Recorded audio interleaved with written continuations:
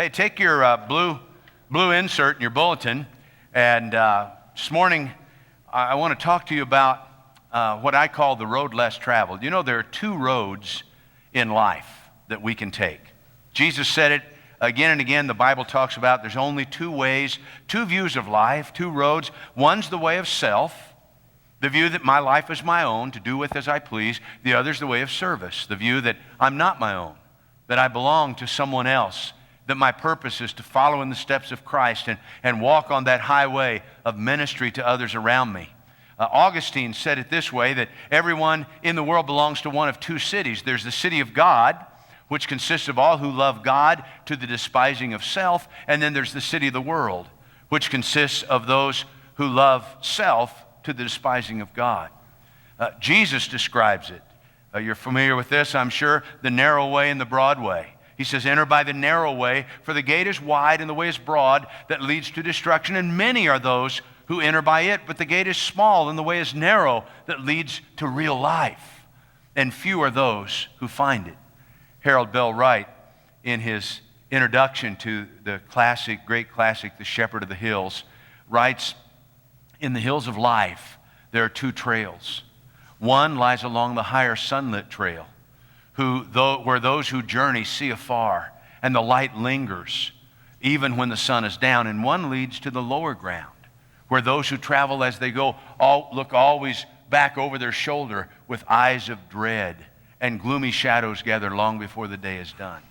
One way is the path of peace, of joy, fulfillment, satisfaction. The other way is fraught with fear and worry and anxiety. And this week, as we've been reading the Gospels together, we read John 13, where we see Jesus as our model, our example, taking that road less traveled, modeling for us the supremacy of service to other people, as he humbly stoops and he washes the feet of the disciples. And then in verses 12 to 17, he provides the practical application of what he has done.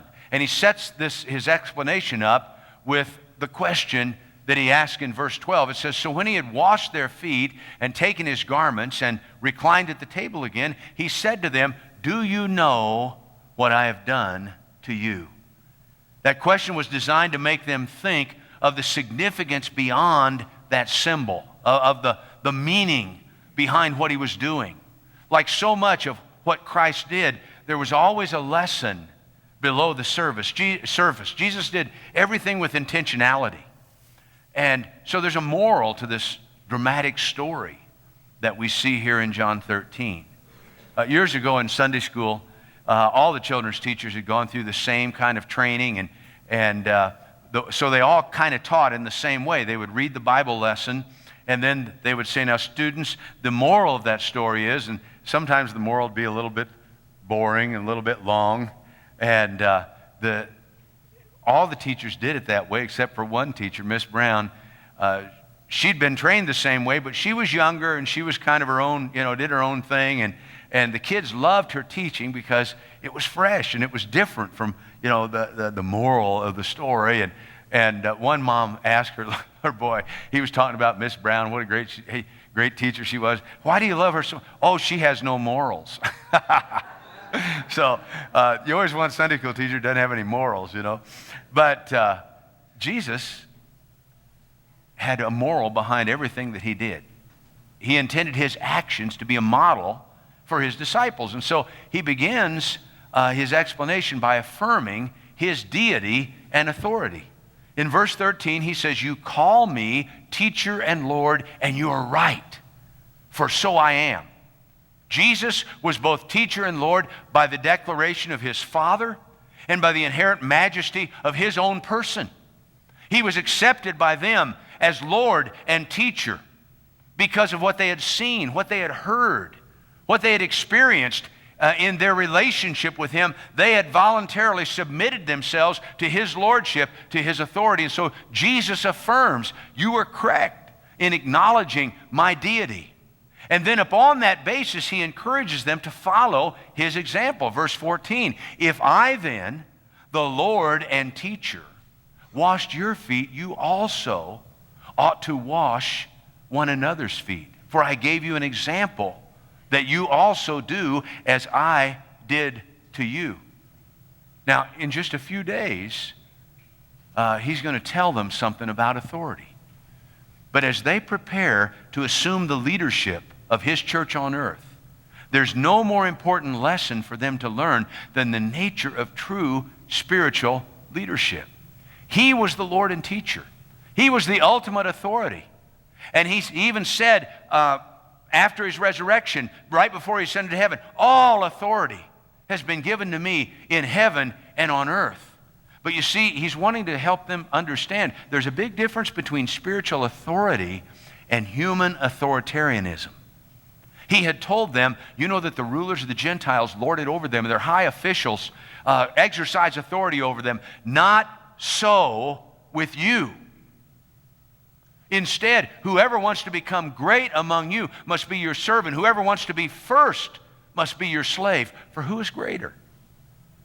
Is it the one who is at table, sitting there, or is it the one who's serving? Isn't it the one at the table? But I am among you as one who serves. Now, on this last evening together with them, he dies the next day.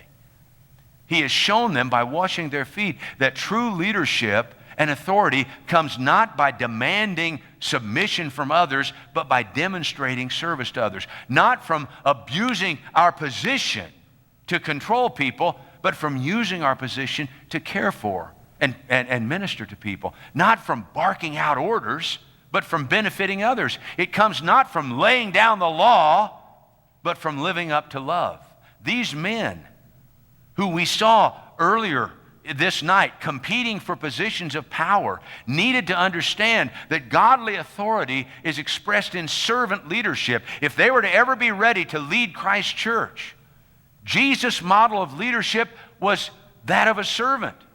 Oswald Sanders has pointed out that true leadership is achieved not by reducing people to one's service, but in giving oneself in selfless service to them. That was the very thing that Jesus was doing here, teaching them, modeling for them what it really meant to lead by example as a servant leader. He seeks to equip them with the attitude of service that would enable them to get on with their job of leading his church. And his timing is impeccable. The very last night that he's with them, this lesson would be indelibly etched upon their minds as they began to build Christ's church. When he says, I gave you an example that you also should do as I did to you, to what is he referring? I mean, is he establishing another ceremony similar to what we just did a while ago with the Lord's Supper, which is to be regularly shared by his people? I know that there are some groups who practice that kind of symbolic foot washing in their worship today. And I certainly don't think it's wrong to literally wash other people's feet. I've done that on many occasions, but I don't believe that Jesus is intending to establish here another ceremony like the Lord's Supper. We have no indication anywhere else in the New Testament writings that the apostolic church ever practiced such a ceremony in their worship. There are many references to the Lord's Supper, many references to baptism, but there's no other reference to washing people's feet in the worship of the church. See, Jesus is not concerned here with the external action. He's not establishing another ceremony. He's concerned with our inner attitudes. His example that we're to follow is that of humble service to others, ministering to others in a way that meets the needs that they have, regardless of how menial the service might be. The apostles needed their feet washed because of the open sandals that they wore. We don't need our feet washed because we wear socks and shoes most of the time and we walk on pavement. But we do have other needs. And as disciples of Christ, he's saying each of us must be willing to meet the needs of our brothers and sisters, whatever is necessary to meet those needs. We are our brother's keeper. And we need to remember that. We're responsible to serve one another, to care for one another in the family of God. So when we shovel snow or mow the lawn for somebody who can't do it for themselves, we're washing their feet. When we rake leaves or clean the gutters of an elderly Christian's home, we're washing their feet. When we babysit for a tired young mother of preschoolers, we're washing her feet. When you guys bring your kids here and give them donuts because you haven't had time to fix some stuff at home, but you're still taking care of those kids so your wives can go, and be in retreat and have some spiritual, some spiritual teaching and fellowship. You're washing their feet. Whenever we give up our time or our energy, our own pleasures, our preferences to unselfishly serve others, meet their needs, we're washing their feet. When's the last time that we wash the feet of another child of God? I hope it's yesterday. I hope we're doing this all the time. When's the last time that we put the needs of another person above our own? The last time that we went out of our way to serve another person? See, there are too many people that spell service like this. Serve us. We live in a culture that is a consumer culture. Most people are mainly interested in what's in it for me. But Jesus takes us the opposite direction. He said, I did not come to be served, but to serve, even to the point of giving his life on the cross. The Lord is calling us not only to wash the feet, the physical needs that people have around us, but the spiritual needs as well. Paul encourages us, brothers and sisters, if someone is caught in a sin, you who live by the Spirit should restore that person gently, but watch yourselves lest you also be tempted. Whenever sin rears its ugly head among our brothers and sisters, immediately the cross rises to wash that sin away. An unmarried teenage girl suddenly becomes pregnant as a result of uncontrolled lust. Or a church leader becomes involved in a fraudulent business venture. Or a Christian housewife betrays her family in a moment of weakness. Or any 1,000 other blotches of dirt that soil our brothers and sisters' feet. At that time, you and I are called to our finest moment as Christians because our neighbor's feet have become dirty. We've got the opportunity of pouring out forgiving love and the redeeming grace of Jesus. That's how we wash the feet of one another spiritually. That's the meaning of the cross that we bear for others. And it takes humility to do it. Anybody can be a proud judge, but it takes humility and gentleness and tenderness and a genuine love and concern for others to manifest the grace and the love of Jesus.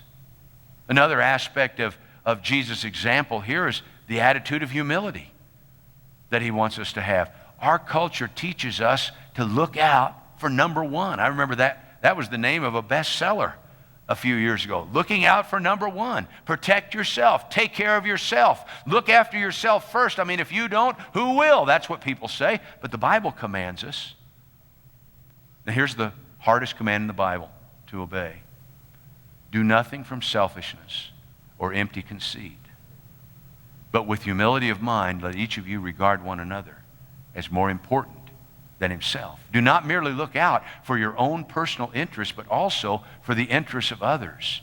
Have this attitude in you, which was also in Christ Jesus. Humility is not thinking poorly of yourself. It's simply not thinking of yourself and putting the needs of others ahead of you. Andrew Murray, one of my favorite devotional authors, wrote, humility is the only soil in which the spiritual graces take root. The lack of humility is the sufficient explanation for every spiritual failure and defect in people. The apostles, we saw them battling for positions of honor because they were undoubtedly thinking more about themselves than they were of others. And just seeing that ought to make us think. So often, even in churches, there's trouble because somebody doesn't get what they think they deserve. So often, it happens that even church leaders will be offended because they did not receive the precedence to which they feel entitled. And here's the lesson, here's the proof that there's only one kind of greatness, And that's the greatness of service. This world is full of people who are standing on their dignity when they ought to be kneeling at the feet of their brothers and sisters. Jesus calls us to serve one another. When we're tempted to think about our dignity or our prestige, our place, our rights, we need to recall again the Son of God here this night, girded with a towel, kneeling at his disciples' feet. We've got to learn to swallow our pride. Now, the good news is there's no calories. It's non-fattening, you know? So we can all swallow our pride. We learn to surrender our self-centered, self-seeking, self-serving attitude that is so prominent in our culture and serve others like Jesus did. True leadership begins and ends with service. And Jesus basically says, if you are too big to willingly do little things, you're probably too little to be trusted with big things. In verse 16, Christ underscores the importance of his example, using once again what I call his famous formula for focused attention. Truly, truly, I say to you. When you hear Jesus say that, he wants us to prick up our ears and listen, to focus our attention. And I want you to notice his logic here. Truly, truly, I say to you, a slave is not greater than his master. Neither is one sent greater than the one who sent him. This is an eternally significant statement of Jesus. In fact, I think he makes it four different times, 4 different occasions. And here's what he's saying. You and I are slaves. We're the slaves of Christ. Those disciples were his slaves, his servants. And the slave should never think or act as if we're greater than our master, our Lord. If Jesus came to serve, then what right do we have to be served? If he, who was God, took on the form of a servant, how can we, who are but humans, lord it over others? If the creator of the universe humbled himself, stooping even to the most menial tasks like washing feet to meet the needs of others, how can we, who are but creatures, proudly refuse to do whatever we can to help our fellow strugglers? It's been said, of all the things the angels marvel at, nothing amazes them more than a proud human being. There's never room for pride in a disciple's life. Our Lord reminded us, so you too, when you do all the things which are commanded you, say, we are unworthy slaves. We've done only that which we ought to have done. Man, when we do all the things that are commanded of us, we're ready to pop our buttons with pride. But he says, no. When you've done all that you can do, you've done only that which we ought to have done. Even at our best, even at my very best, I fall short of all that I can be. Where's the room for pride in that? You know, there's so much bad in the best of us, so much good in the worst of us, it hardly behooves any of us to lord it over the rest of us. We're all fellow strugglers.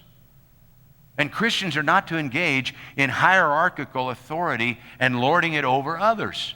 Our churches are not to be hierarchies of bosses, but lowerarchies of servants, where even the leaders are serving. Christians, you know, there's only one time in the Bible that it says it. See, these guys were competing for these places of honor. There's only one time in the Bible where it says it's okay to compete. Christians compete not to lead, not to rule, but to serve. Paul says we are to outdo one another in showing honor or love. I bet I can be more loving than you, Denny. I bet I can love you more than you can love me. See, that's the kind of competition. We outdo one another in showing honor. He doesn't want us to compete at all. He wants us to give up self, give up our desires, give up our rights. That's what Jesus is showing us here as he stooped to serve and wash feet. The issue of servant authority, I think, is one of the greatest challenges the church faces today. Servant leadership. We are called to demonstrate a different kind of authority than that which is practiced by the army, than that which is practiced by the world.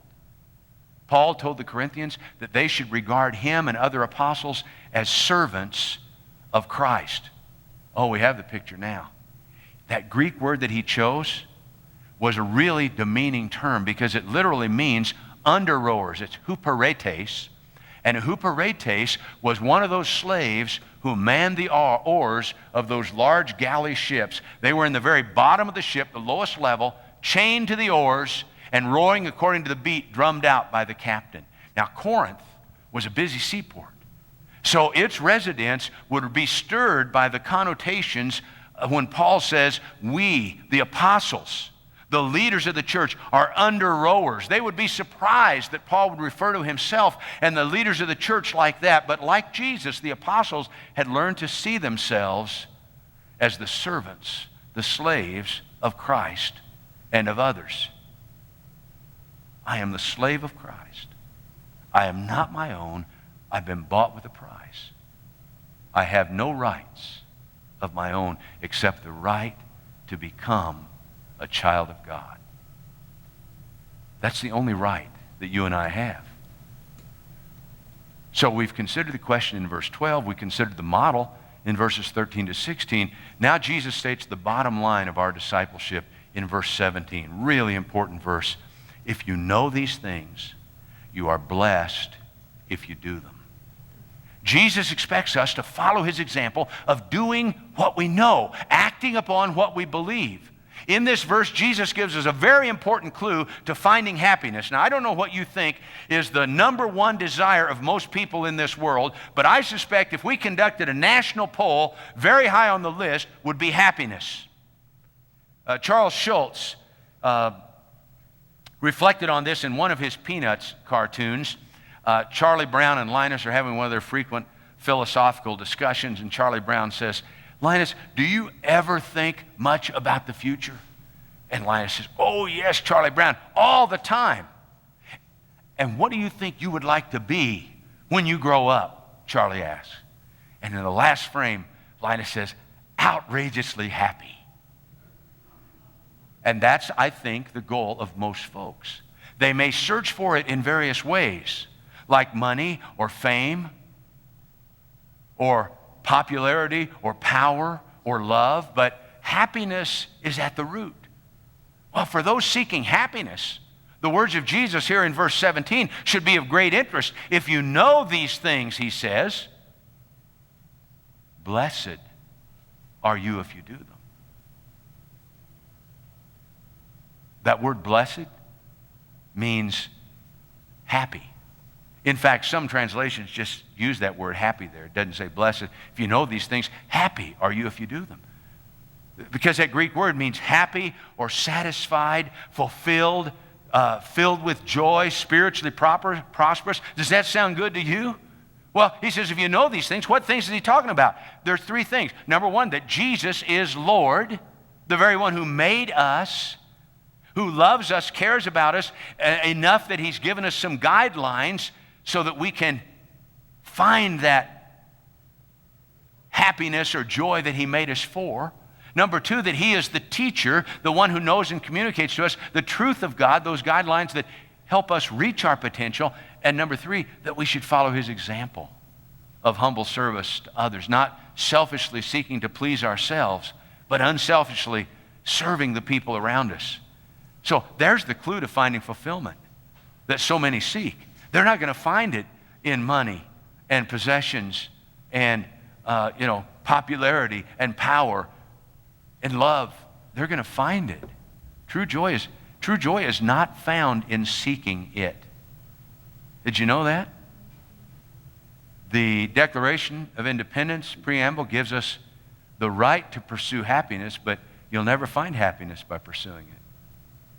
It's a byproduct of living our lives in the center of our Creator's design for us.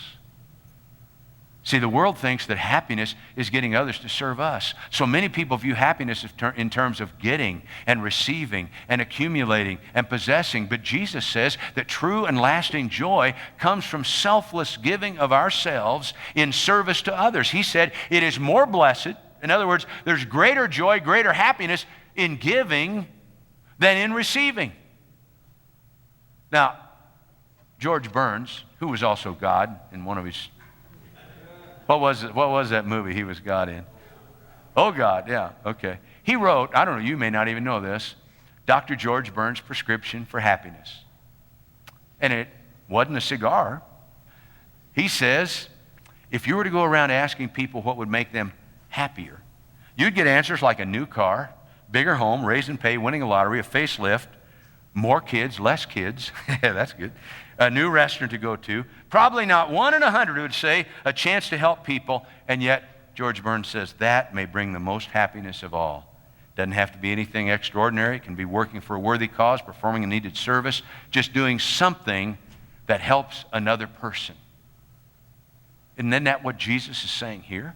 God's blessing comes not merely from knowing the right things to do, but doing them. Our faith, that is what we know, must be practically manifested in our deeds. There's perhaps no truth that's more consistently talked about on the pages of the New Testament than this. It's not what we know, it's what we do that is of utmost importance to God and to others. Jesus said it's not enough that we know or call Him Lord if we don't do the will of His Father who's in heaven. He told us about the wise. Remember the wise and foolish builders? The distinguishing mark was that the foolish man heard Christ's words. That is, he knew what to do, but he did not put them into practice like the wise builder did. James says, prove yourselves to be doers of the word, and not merely hearers only, who delude themselves. Therefore, to the one who knows the right thing to do and does not do it, to him, he says, it is sin. We may know and talk about all kinds of things that God wants, but the bottom line is allowing the Lord to empower us to do what we know. You know, Paul expressed to the Corinthians that knowledge alone puffs one up with pride, but love that's expressed in ministry and service to others builds up. Not only builds them up, but builds us up as well. Now, obviously, we have to know the will of God in order to do it. But so many people are content with merely knowing what God says, as if knowing was the same thing as doing it. God is never, ever going to give us a test on how much we know about this book. Knowing is not synonymous with doing what we know, and He calls us to live it out, not just be able to answer questions on a test. And I think others confuse intention with action. They fully intend to do what Christ says, but they content themselves with planning and never get around to practicing. But we all realize that a small deed done is always better than great deeds that are planned. It's not enough for us simply to be fans of Jesus, to be applauding Jesus, to agree with Jesus, to know what He taught, to know what He modeled, to know that He practiced this foot washing. We do. We serve. We live even as Jesus did. Following His example is essential in being a disciple. And the example here is that Christ saw a need. His disciples had dirty feet. Not one of them would be willing to get up and wash the feet of those disciples because they were above that. But He met that need. And He said something very important. I am among you as one who serves. See, our need is not primarily intellectual, to know more. It's practical, to do more. Because all of us already know far more than we do. It's the practice of humble service that brings God's blessing. Happiness and joy come from serving others. Not, as many think or assume, from serving ourselves. Helen Keller stated, many persons have the wrong idea about what constitutes true happiness. It's not attained through self-gratification. It's attained through fidelity to a worthy purpose. Helping others. Selfishness is the perfect soil in which to plant and reap a good harvest of unhappiness. But if you want joy, J-O-Y, it's right in that acrostic. Jesus first, others second, yourself last. Psychologist M. Scott Peck has written a fascinating book. Jaden, you've probably read it. It's a secular perspective on spiritual growth. It's called The Road Less Traveled. The principle of self-denial as a means to true joy is a dominant motif throughout the book's 300-plus pages. Dr. Peck writes these words: "It is in the giving up of self that human beings can find the most ecstatic and lasting, solid, durable joy of life. But the one who made me and you stated this truth centuries ago. He said, whoever wishes to save his life, that is to put himself first, will lose it. But whoever loses his life for my sake in the Gospels, that is, he puts others above his own, will save it." And then Jesus said, "Since you know these things, you're blessed if you do them." The path to true joy, the road to spiritual greatness in God's sight, the way to effectively influence others around us is the path of service and ministry to others. But that's the road less traveled because it's the way of the cross. Robert Frost wrote these words: "Two roads diverged in a yellow woods, and sorry I could not travel both. I took the road less traveled by, and that has made all the difference." That road to selfless service is the road that Jesus traveled. It's the road that he calls us to follow in his steps to a life that is blessed by God. Would you make a commitment to be as Jesus among us as one who serves? On our connection card in the tear-off part, there are three next steps I'd encourage you to take. Number one, I will follow Jesus' example, not in literally washing others' feet, but of doing whatever I can to serve others, to minister to their needs, to put them above my own desires or pleasures, to care for them. Started at home, husbands, wives, children. Secondly, I will ask God to help me be humble, not thinking badly of myself, but simply not thinking of myself first. Not thinking of myself without thinking of others and their needs as well. Showing them grace, forgiveness, love. And thirdly, I will seek to know God's will and desire for me, but I won't be content merely knowing it. My goal is to know these things so that I may do them, honoring and pleasing him by living out who I am in Christ and experiencing the blessing of being who I am in him, a child of God. If you know these things, blessed are you if you do them.